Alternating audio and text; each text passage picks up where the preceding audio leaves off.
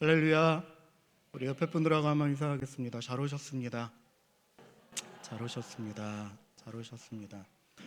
지금 이 시간에 여기저기서 각자의 삶 가운데 생활 가운데 열심히 살아가시는 수많은 사람들이 있을 터인데, 저희는 같은 시간에 그런 곳에 있지 아니하고 교회에 나와서 또 다른 것 하는 것이 아니라 하나님 앞에 예배를 드리고 있다는 사실을 하나님께서 정말 기뻐하시고, 이 자리에 앉아서 함께 예배드리는 여러분들을 하나님께서 정말 뿌듯해 하시고, 하나님께서 여러분들을 정말로 아끼실 줄 믿습니다. 오늘 말씀의 제목이기도 한데요, 예배가 언제나 먼저입니다. 혹시나 정말 이상하게 기억력이 좋으신 분들이 계실지 모르겠는데, 제가 이 같은 제목으로 작년에 1월 달에 설교를 했던 적이 있거든요. 혹시 기억나시는 분? 기억나시는 이상한 분 계신가요? 1년 전이라. 그래서 엄밀히 따지면 그때가 이제 예배가 먼저다 1편이었고요. 오늘은 예배가 먼저다 같은 주제를 가지고 다른 본문으로 말씀을 나누는 두 번째 시간이 될 것입니다. 오늘 말씀의 결론이기도 합니다. 언제나 예배가 먼저 되어집니다. 여러분들 오전 예배 드리시고 돌아가신 분들도 계시고, 또 여러 가지 일정 가운데 외부로 또 출타하신 분들도 계시는데, 지금 여러분들은 그런 것들을 다 제쳐두시고 하나님 앞에 교회에 나와서 예배를 드리시려고 이 자리에 앉아 계신 여러분들은 예배가 먼저라는 그 말씀에 이미 순종하고 계신 줄 믿습니다. 여러분들께서 우리의 삶 가운데 어찌하면 더 예배가 먼저 되는 삶을 살 수 있을지 함께 말씀을 통해서 은혜 나누기를 소망합니다. 먼저 광야를 정복한 영적 거인이라는 책에 수록된 그 예화를 하나 먼저 읽어드리고 말씀을 시작하려고 합니다. 제가 한번 천천히 읽어드릴 테니까 한번 잘 들어보셔요. 몇 년 전에 우리 교회에 암으로 죽어가던 여성 한 분이 있었습니다. 그녀는 처음 암 진단을 받았을 때 자신이 걸을 수 있는 한 교회에 나올 것이라고 말했습니다. 그리고 그녀는 자신의 말을 지켰습니다.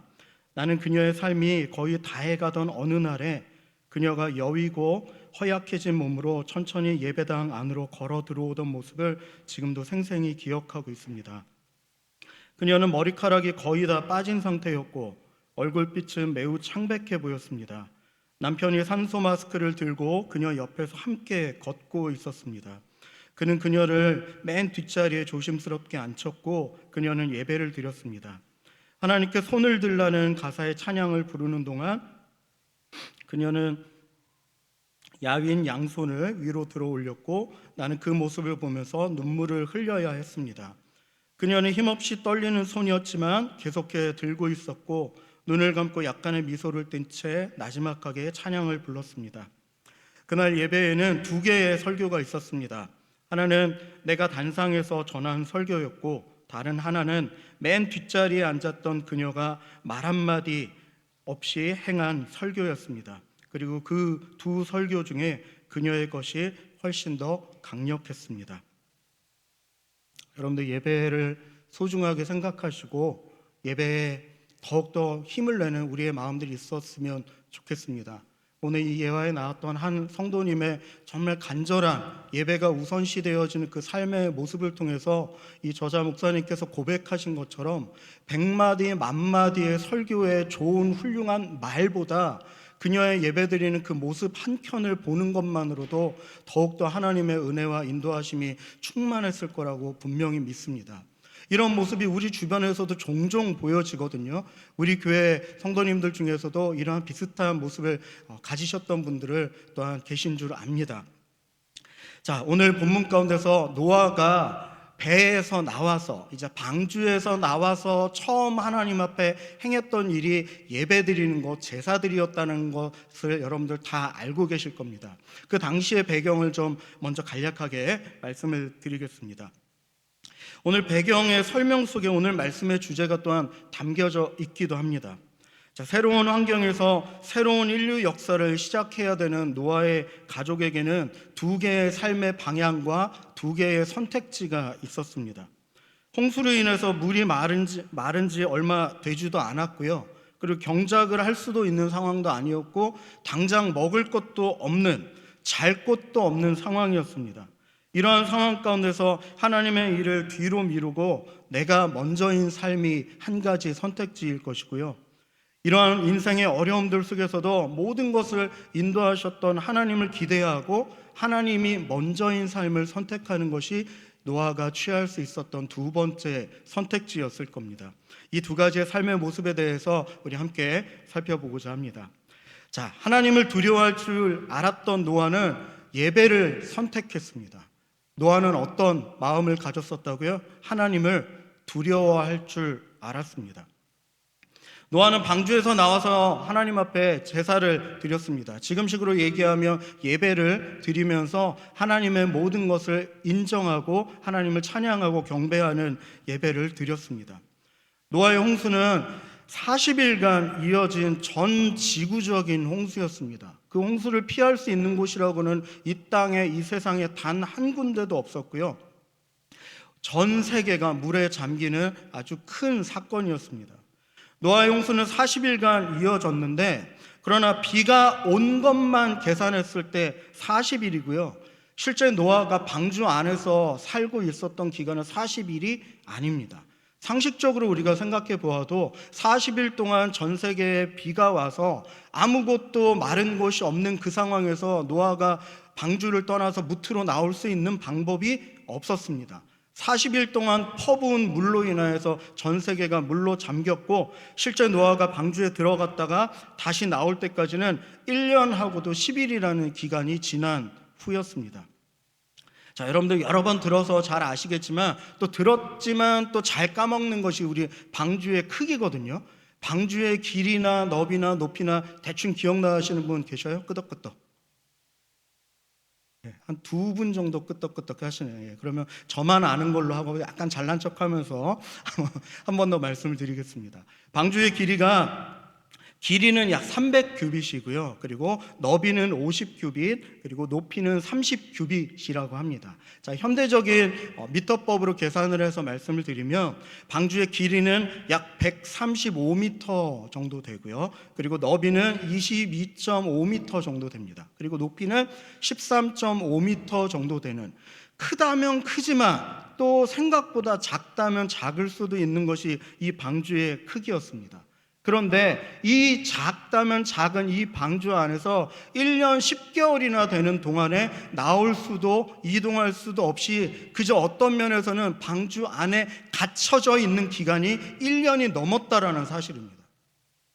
더군다나 이들이 쾌적한 가운데서 좋은 공간, 좋은 펜션이나 좋은 리조트 같은 곳에서 멋스럽게 살아가고 있었던 것이 아니라, 방주 안에는 여러분들 누가 있었습니까? 노아의 가족들과 노아의 가족들뿐만 아니라 세상에 있는 모든 동물들이 함께, 그 암수한상식으로 해서 함께 동물들과 거닐고 있었다라는 사실입니다. 갇혀 있는 것도 힘들었을 거고요. 또 배를 타고 방주를 타고 파도에 흔들려서 멀미나는 상황을 1년 넘게 지속되는 것도 무진장 힘들었을 겁니다. 더군다나 함께 있는 동물들이 먹고 마시면서 생활을 하다 보니까 이들의 배변 활동이 있을 거 아닙니까? 이 동물들이 오줌도 싸고 똥도 싸고 하는 것들을 그저 피할 것도 없이 함께 그곳에서 견뎌내고 있었을 것입니다. 얼마나 냄새가 났겠습니까?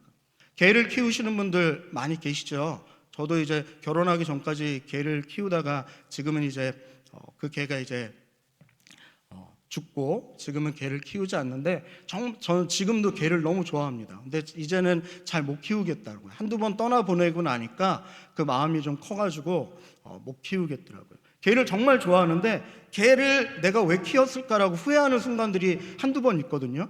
그 중에 한 번이 어떨 때냐면, 개 키우시는 분들은 다들 공감하실 텐데, 얘가 용변을 제대로 못 가릴 때, 배변 패드나 화장실에서 오줌이든 똥이든 싸고 그걸 쳐다보고 이렇게 알려주면 참 좋은데, 이불에다가 쉬하고 그리고 옷에다가 똥 싸놓고 가끔은 그 똥을 문대가지고 온 사방에 똥천지가 되었을 때, 그럴 때는 와, 내가 이 개를 정말 좋아하고 사랑하지만 얘를 괜히 키우나? 이거 빨리 없애버려야 되나? 그런 생각을 하기도 합니다.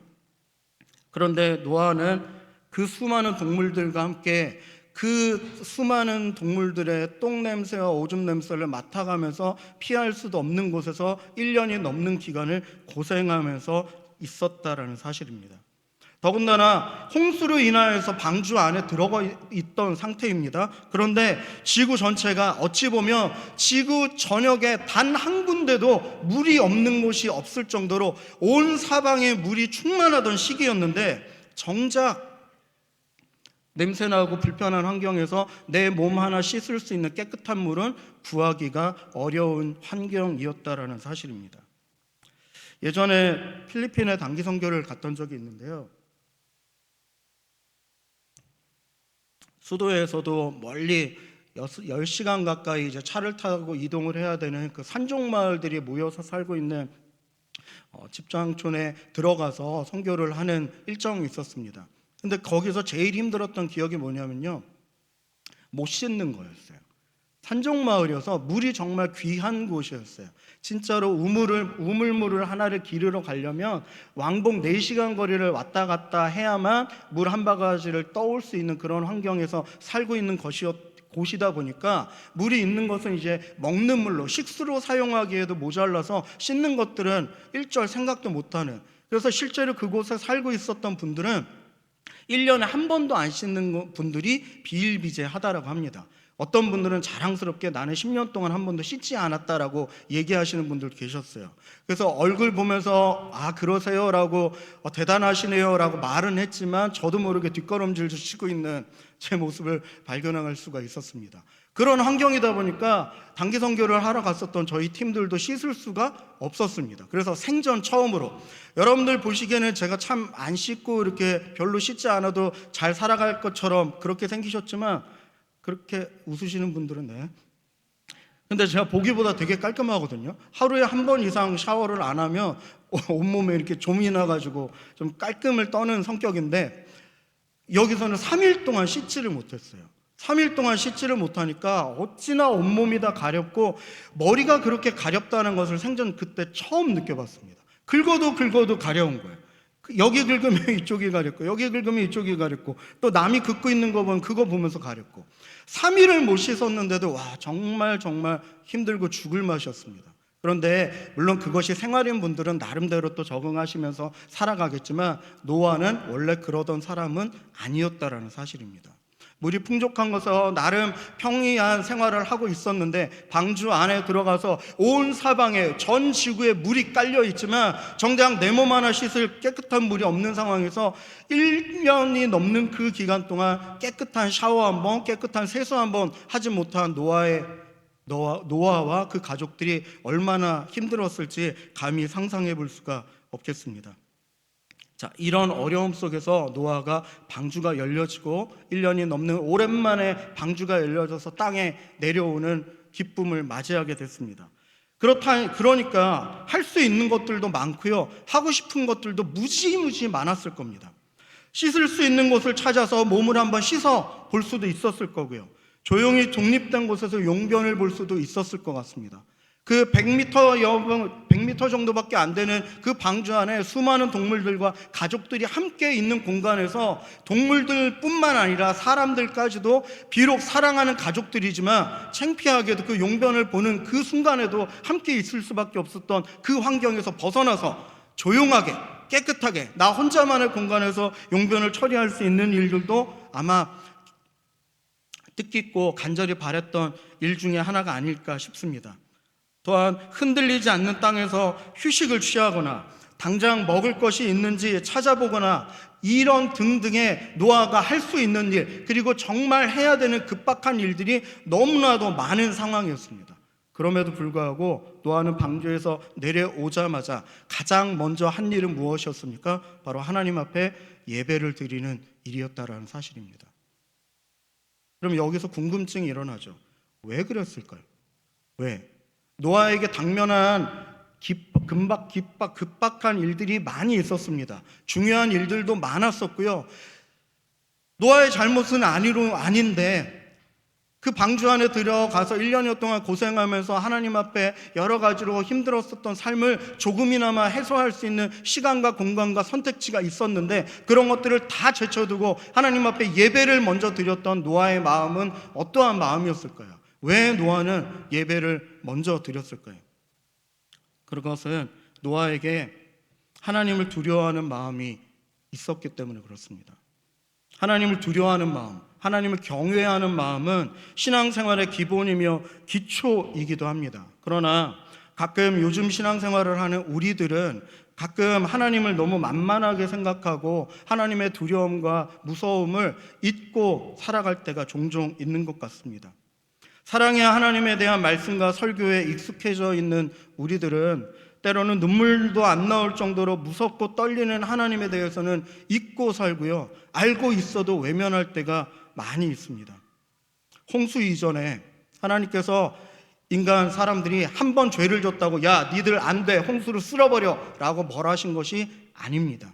지금도 우리가 죄짓고 잘못하고 있는 것들을 하나님께서는 다 알고 계시면서도 인내하시고 참고 다시 한번 경고하시고 기회를 주시고 우리가 돌이키기를 바라시면서 지금도 버텨내고 계시는 그 하나님의 은혜가 있는데, 노아의 홍수가 있기 이전에도 그 땅에 살고 있었던 사람들에게도 하나님께서 동일한 은혜와 참음이 있으셨을 겁니다. 홍수 이전에도 하나님께서 사람들에게 수없이 여러 가지 방법을 통해서 경고하셨고요, 그 경고 가운데서도 하나님의 말씀대로 돌이키지 않는 그들을 보면서 때로는 용서하셨고 참으셨지만 결국에는 변하지 않는 그들의 모습을 보면서 하나님께서 아주 큰 결단을 하시게 됩니다. 물로써 세상을 쓸어버리겠다라는 무서운 결단이었습니다. 성경에서는 이러한 하나님을 두려워하는 모습들이 심심치 않게, 아니 정말 많이 등장을 합니다. 오늘은 두 곳만 한번 살펴보고자 합니다. 우리 사사기 6장 22절 말씀에 우리 화면에 보이시네요. 함께 읽어보겠습니다. 시작. 기드온이 그가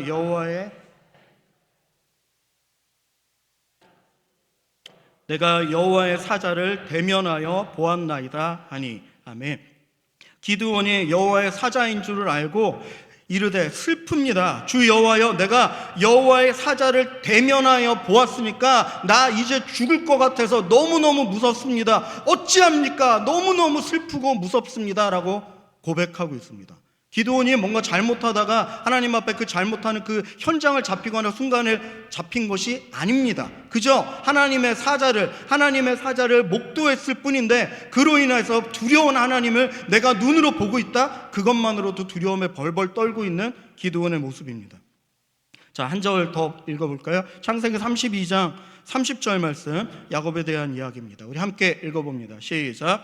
그러므로 야곱이 그곳 이름을 브니엘이라 하였으니 그가 이르기를 내가 하나님과 대면하여 보았으나 내 생명이 보존되었다 함이더라. 아멘. 이 당시에는 하나님을 얼마나 두려워하고 하나님의 무서움을 뼈저리게 느끼고 있었던지, 하나님을 만나면 그 하나님의 경외로움과 하나님의 그 높으심으로 인하여서 죄된 우리 인간들은 죽을 수밖에 없다라고 하는 생각들을 가지고 있었습니다. 그런데 야곱이 그 하나님의 사자를 배웠고 하나님을 배웠음에도 불구하고 내가 죽지 않고 살아 있었다라는 것에 놀라워하고 있는 모습을 볼 수가 있습니다. 이처럼 하나님을 두려워하고 경외하는 마음이 노아에게는 있었던 것입니다. 우리가 자녀들을 혼을 내서라도 가르치는 이유가 있지 않습니까? 우리는 육신의 자녀들을 너무너무 사랑합니다. 우리의 아들도, 우리의 딸도, 우리 더 나아가서 우리의 손자도, 손녀도 너무너무 사랑하지만 그들을 혼을 내서라도 가르치는 이유가 있습니다. 왜요? 혼나지 않으려고, 그 아이들이 혼나지 않으려고 온전한 예의와 범절과 세상을 살아가는 지혜를 그들이 배워갈 수 있도록, 그것이 습관이 되어지고 나중에는 그것이 삶이 되어질 수 있도록 나쁜 일을 하고 잘못된 길을 할 때는 사랑하는 자녀이지만 혼을 내서라도 그 아이들을 가르치려고 하는 것이 바로 부모의 마음일 것입니다. 혼내는 것 자체가 나쁜 것이 아니라 때로는 그 혼내는 그 하나님의 마음, 부모님의 그 마음까지도 인식하여서 때로는 그 부모님을, 하나님을 두려워하는 마음도 우리에게 있어야 할 것입니다. 여러분들, 하나님은요 만만한 분이 아니십니다. 하나님은요 여러분들이 그렇게 깔볼 만큼 보잘것없는 분이 아니십니다. 다만 그 하나님이 워낙 사랑이 많으시고 워낙 참을성이 사람의 인간으로서는 상상할 수 없는 놀라우신 분이시다 보니까 여러분들을 참고 기다리고 인내하실 뿐이세요. 한번 하나님께서 화나셔서 내가 이 녀석을 이대로 두면 안 되겠다, 혼을 내서라도 한번 가르쳐야겠다라고 생각하고 하나님께서 우리에게 손을 대실 때는 정말 피눈물 나는 경험을 할 수밖에 없습니다. 제가 처음 신앙생활을 할 때 그런 경험들이 굉장히 많았었어요. 시간상 말씀드리지 않고 넘어가겠지만 하나님께서 작정하셔서 내가 이 녀석 혼을 내서라도 똑바로 가르쳐야겠다, 내가 사랑하는 아들, 딸 더 이상 나빠지지 않도록 내가 한번 혼을 내야겠다라고 생각하시고 우리를 혼내시면 정신 못 차립니다. 그 두려운 하나님을 여러분들 잊어버리지 마시고 외면하지 마시고 노아와 같이 하나님의 두려움을 기억하고 인식하여서 하나님 앞에 먼저 예배드리는, 하나님 앞에 예배드리길 명령하신 그 말씀에 순종할 수 있는 우리들이 되어지기를 소망합니다. 자, 두 번째, 노아가 하나님 앞에 예배를 먼저 드렸던 두 번째 이유는요, 하나님을 소망으로 바라볼 줄 알았던 노아였기 때문에 그 노아는 예배를 먼저 드렸습니다. 하나님은 분명 무서운 분이십니다. 하지만 그 어느 누구보다도 우리를 사랑하시는 분이시기도 합니다. 이 두 가지가 같은 분이세요. 정말 사랑이 많으시고 또 때로는 정말 무서운 분이시기도 합니다. 그 하나님께서 예배함으로 하나님의 마음에 들면 하나님께서 앞으로 자기의 삶을 인도하시고 축복하실 것을 노아는 알고 있었던 것입니다. 그저 노아는 하나님을 무섭게만 여겨서, 야, 하나님 앞에 예배 안 드리면 하나님께서 나를 치셔서 지금 물로 전 세계 모든 사람들이 죽어나갔는데 그 사람들처럼 나도 죽이시지 않을까? 하나님 정말 무서우니까 따라야겠다 라는 그런 악한 마음과 안타까운 마음으로서만 따랐던 것이라 아니라, 하나님의 말씀에 순종하며 그 하나님께서 이 온 우주가, 온 지구가 멸망한 상황에서도 노아의 가족들을 구원해 주셨던 그 은혜의 하나님께서 앞으로 나를 더욱더 은혜의 길로 인도해 주실 것이다 라고 하는 그 소망의 마음을 노아는 갖고 있었던 것입니다. 실제로 모든 인류가 멸망한 가운데서 하나님의 은혜로 말미암아 노아와 그의 가족들만 살아남을 수 있었습니다. 그렇기에 하나님께만 소망이 있다는 것을 알고 그에 대한 표현으로 감사의 마음으로 예배를 드렸던 것입니다. 여러분, 예배는 단순히 종교적인 의식이 아닙니다. 예배는 기독교인이라면 그저 겉에 겉옷을 입는 것처럼 그저 습관적으로 행해야 되는 일종의 의식이나 예식이 아니라는 사실입니다. 예배는 하나님을 하나님으로 인정하고요, 그리고 하나님의 말씀에 순종하며 또한 그 하나님이 나의 주인이시며 나의 구원자이심을 믿고 살아가는 내 신앙의 표현이고 내 삶의 이유가 되는 것이 바로 예배라는 사실입니다. 그러한 예배를 노아가 드렸더니 하나님께서 그 예배를 받으셨습니다. 오늘 본문 21절 말씀인데요, 우리 함께 읽어보겠습니다. 시작. 여호와께서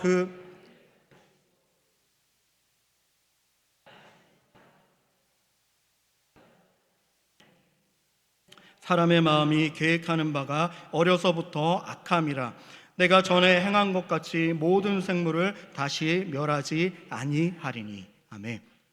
노아의 이 하나님에 대한 소망을 품고 예배를 드리는 그 마음을 하나님께서 받으시고 뭐라고 약속하셨냐면요, 다시는 이제 물로써 세상을 심판하지 않겠다라고 하는 귀한 약속의 말씀을 주셨습니다. 그렇기 때문에 지금 전 세계에서 수많은 재난이 일어나도, 홍수로 태풍으로 그런 자연재해들이 일어나도, 야, 하나님께서 다시 한번 노아 때처럼 전 세계를 물로 심판하시는 것은 아닌가라는 걱정은 우리가 안 할 수 있는 것입니다. 왜요? 노아와의 그 하나님의 약속 때문에 그렇습니다. 자, 유명한 예화를 하나 말씀드리려고 합니다. 몽골의 이용규 선교사님이 쓴 내려놓음이라는 책에 그 소 대신 예배를 택하는 마음이라는 글이 있습니다. 그 글을 한번 읽어드리겠습니다. 선교사님이 몽골 이레교회에서 개척한 베르흐라는 지역의 예배 처소를 방문해서 예배를 드리고 있던 중이었습니다. 벌러르라고 하는 자매가 예배 시간에 땀으로 뒤범벅이 돼가지고 뒤늦게 숨을 헐떡이면서 교회에 들어왔다라고 합니다. 그 자매는 몇 달 전에 기도를 통해서 듣지 못하던 귀가 듣게 되었던 큰 은혜를 받았던 자매였습니다. 예배 시간 몇 시간 전에 기르던 소를 잃어버려서 소를 찾으려고 여기저기를 뛰어다니다가 예배 시간이 임박한 것을 알고서 소 찾는 일을 멈추고 그만두고 이 말씀을 듣고 예배를 드리려고 들판을 가로질러서 교회로 달려왔다는 것입니다.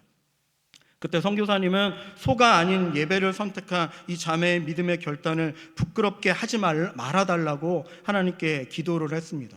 그리고 예배를 마치자마자 밖에서 소 울음소리가 들려왔습니다. 잃었던 소가 집이 아닌 예배 처소를 찾아온 것입니다. 소가 아닌 예배를 선택한 이 소녀는 예배와 소 두 가지를 함께 얻는 기적의 주인공이 되었습니다. 워낙 유명한 예화에서 여러분들 이미 듣고 계신 분들도 계실 텐데, 저는 이 내용을 되뇌일 때마다 너무 소름 끼치는 그런 은혜들을 만끽하고는 합니다. 그렇습니다. 언제나 우리의 우선되는 수많은 사회적인, 인간적인, 개인적인 이유들보다 언제나 예배가 우리에게 먼저이고 우선입니다. 자, 이제 말씀을 정리하겠습니다. 하나님을 두려워할 줄도 알고 또한 그 하나님을 소망으로 바라볼 줄도 알았던 노아가 방주에서 내려서 첫 번째 한 일은 바로 예배를 드리는 일이었습니다. 창조주이신 하나님을 인정하고 또 나를 위해서 십자가에 피 흘리신 예수님의 사랑에 감사하고 또한 여전한 죄악 가운데 죄악된 모습 속에서도 우리를 인도하시는 그 성령님의 보호하심에 감사하여서 언제나 내 신앙의 표현인 예배가 먼저가 되는 우리 모두가 될 수 있기를 간절히 소망합니다. 이러한 오늘의 말씀의 주제를 관통하는 성경 한 구절을 읽고 오늘 말씀을 이제 마치려고 합니다. 로마서 12장 1절 말씀입니다. 우리 함께 큰 소리로 읽겠습니다. 시작. 그러므로 형제들아 내가 하나님의 모든 자비하심으로 너희를 권하노니 너희 몸을 하나님이 기뻐하시는 거룩한 산 제물로 드리라.